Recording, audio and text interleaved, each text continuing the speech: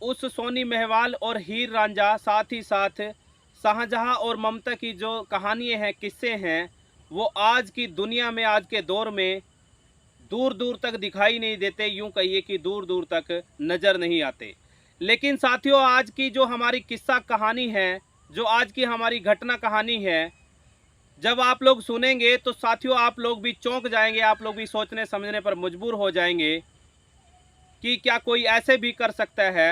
और यूं कहेंगे कि कहीं ना कहीं आज भी हीर रांझा, सोनी महवाल और ममता और शाहजहां की जो जोड़ी थी, आज भी इस दुनिया में बरकरार है। आज भी वो प्रेमी जोड़े बरकरार हैं, जिन्होंने अपनी प्यार को हासिल करने के लिए, अपनी मोहब्बत को पाने के लिए क्या कुछ नहीं करा। यूं कहिए कि तमाम तरीके की जो इच्छाएं थी, आकांक्षाएं थी, उनको भी दरकिनार कर दिया, उनको भी बलि तक दे दी। तो नमस्कार, आदाब, सत श्री अकाल, राम राम साथियों। मैं हूं आपका अपना सुशील कश्यप, हरियाणा से। और आप सब साथियों का मैं सर झुका करके अभिनंदन करता हूं, स्वागत करता हूं। और साथियों, आज की जो हमारी घटना कहानी है वो संबंधित है बिहार प्रदेश से। और बिहार प्रदेश में एक जगह पड़ती है, ज़िला पड़ता है गोपालगंज। और उसी गोपालगंज ज़िले में एक थाना पड़ता है मीरपुर, जहाँ की आज की हमारी ये घटना और कहानी है। साथियों, घटना और कहानी की शुरुआत कुछ यूं होती है कि एक लड़का है जिसका नाम है शिवम दुबे, और एक लड़की है जिसका नाम है पिंकी पांडे। पिंकी की उम्र की बात करें तो 21 साल बताई जा रही है, और जो शिवम दुबे नाम का लड़का है उसकी उम्र की बात करें तो 19 साल बताई जा रही है।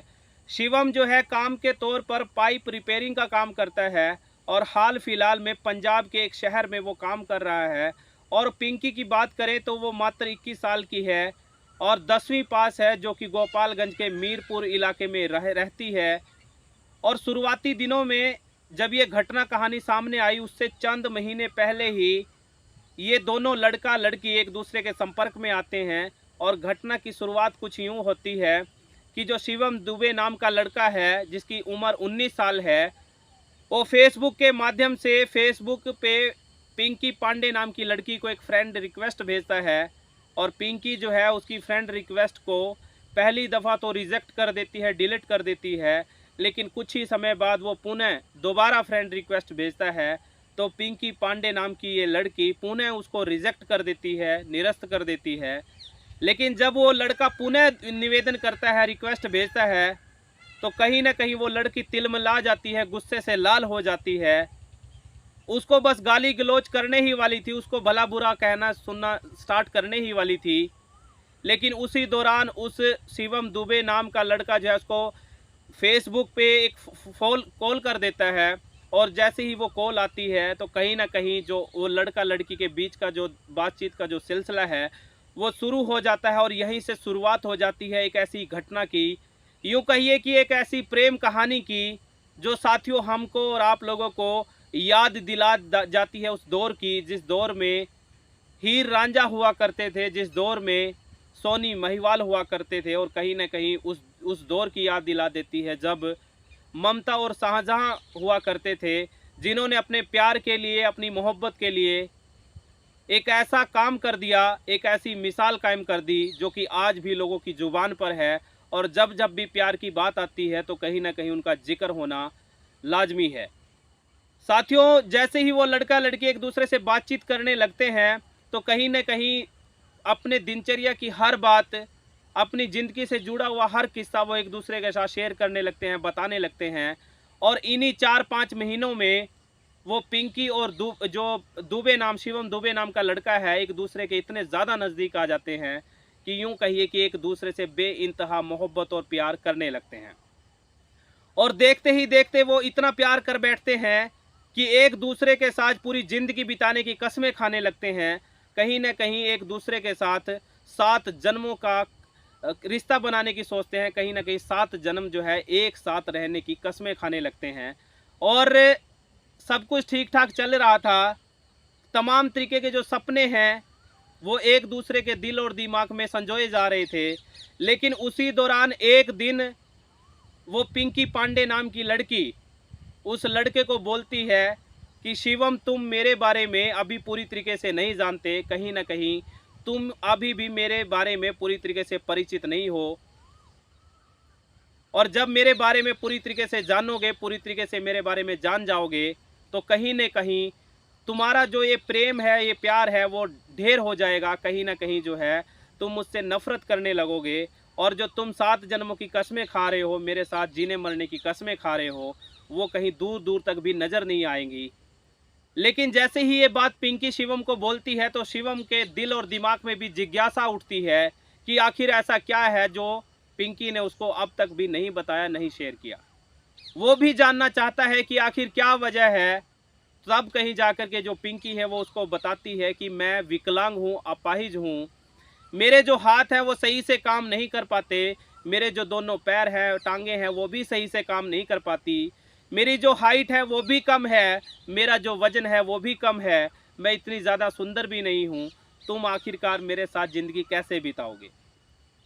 और ये सब सुन कर के जो शिवम था, वो रत्ती भर भी नहीं इतराता, रत्ती भर भी जो है वो कहीं न कहीं सोचने समझने पर मजबूर नहीं था। वो तुरंत इत्तेफ़ाक से एक बोलता है कि बस इतनी सी बात है। लेकिन वो उसको साथ में ये भी ज़रूर ऐड करता है कि पिंकी, तुम जैसी भी हो, जहाँ भी हो, जिस भी हालात में हो, तुम सिर्फ़ मेरी हो। मैं 7 जन्म तुम्हारे साथ बिताना चाहता हूँ, मैं पूरी ज़िंदगी तुम्हारे साथ बिताना चाहता हूँ। मैं तुम्हारा हूँ और तुम मेरी हो, और कोई भी दुनिया की ताकत हम एक दूसरे को एक होने से नहीं रोक सकती। और इतना कहते ही एक दिन और तारीख निश्चित की जाती है, जब वो दोनों मिलने की बात करते हैं, और दिए गए टाइम पर, समय पर, तारीख के अनुसार वो शिवम दुबे नाम का लड़का, जो कि पंजाब में पाइप रिपेयरिंग का काम किया करता था, वो उसी गोपालगंज के मीरपुर इलाके में पहुंच जाता है जहां की वो लड़की बताई जा रही है।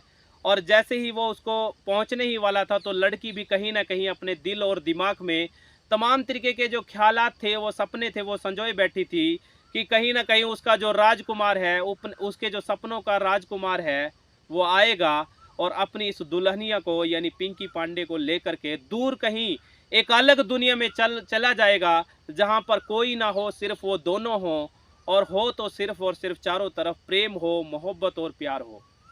और ठीक समय अनुसार वो शिवम दुबे नाम का लड़का उसी जगह पर पहुंच जाता है, और उस लड़की को, जो कि सही से चल भी नहीं पा रही थी, जो कि 10 मीटर का जो जो दूरी है वो भी खिसक करके तय करती थी, उसको अपने हाथों में उठा लेता है, और उठा करके अपनी गाड़ी में डाल देता है, और उसको ले करके पंजाब, जहाँ पर वो काम करता था, वहाँ पहुँच जाता है।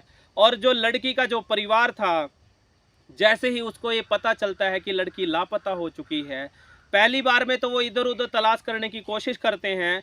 तमाम पड़ोसियों के आस-पड़ोस में छानबीन की जाती है, अपने रिश्तेदारों को भी इत्तला की जाती है।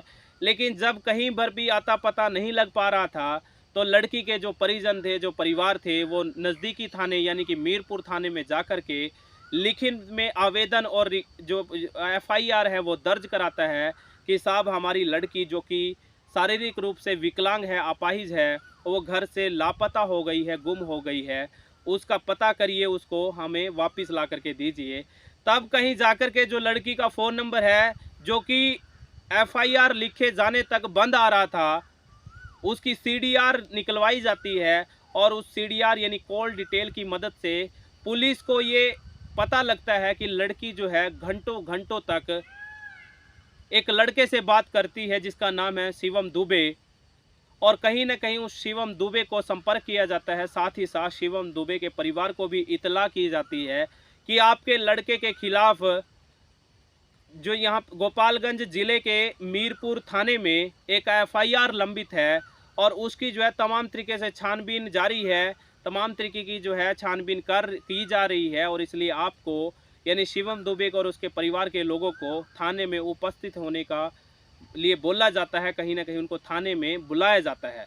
तो उसी टाइम और तारीख पर शिवम दुबे अपनी उस प्रेमिका, यानी कि पिंकी पांडे को लेकर के संबंधित थाने में पहुंच जाता है। और जैसे ही तमाम लोग वहां पर ये देखते हैं कि एक विकलांग लड़की, जिसके ना सही से हाथ काम कर पा रहे हैं, जिसके ना टांगे काम कर पा रही हैं, जो कि एक बच्चे की तरह खिसक करके चलती है, कि आखिरकार वो उस लड़के के साथ कैसे अपनी ज़िंदगी गुजर बसर करेगी। हर आदमी सोचने पर मजबूर था, समझने पर मजबूर था, क्योंकि आप लोगों ने, तमाम देश दुनिया के लोगों ने अनेकों ऐसी घटनाओं को सुना होगा, अनेकों ऐसी किस्से कहानियों को भी जानते होंगे, जिसमें अपने प्यार की खातिर, मोहब्बत की खातिर बहुत बहुत बड़े बड़े बलिदान दिए हैं, और उनकी जो किस्से कहानियाँ हैं आज भी लोगों की ज़ुबान पर है। लेकिन इस तरीके की जो किस्से कहानियाँ हैं आज के ज़माने में कहीं ना कहीं दूर दूर तक नज़र नहीं आती, कहीं ना कहीं देखने को सुनने को नहीं मिलती। लेकिन जब ये लोगों ने देखा, यहाँ तक कि पुलिस प्रशासन के जो अधिकारी थे, कर्मचारी थे, वो भी ये सोचने पर मजबूर थे कि एक हष्ट पुष्ट लड़का जिसकी उम्र लगभग 19 साल है, एक ऐसी लड़की जिसके न सही से हाथ काम कर रहे हैं, ना पैर काम कर रहे हैं, ना जिसकी उम्र हाइट ज़्यादा है, ना जिसका वजन ज़्यादा है, आखिरकार उसके साथ वो कैसे जीवन यापन करेगा। लेकिन जब लड़के से पूछा जाता है तो लड़का कहता है कि आपको या मेरे परिवार को भले ही ऐतराज़ हो, भले ही ये शादी मंजूर ना हो, लेकिन हम लोग बालिग भी हैं और कहीं ना कहीं एक दूसरे के बिना रह भी नहीं सकते। ये भले ही विकलांग हो, अपाहिज हो, लेकिन ये मेरी है, मैं इसका हूँ, और हम पूरी ज़िंदगी एक दूसरे के साथ बेइंतहा मोहब्बत कुछ यूं ही करेंगे जैसे आज कर रहे हैं, और एक दूसरे का हर तरीके से साथ देंगे, एक दूसरे के साथ सुख दुख साथ बिताएंगे, साथ काटेंगे। तब कहीं ना कहीं पूरे लोग जो वहाँ पर मौजूद थे, तमाम शासन प्रशासन के जो लोग थे, वो भी सोचने समझने पर मजबूर थे।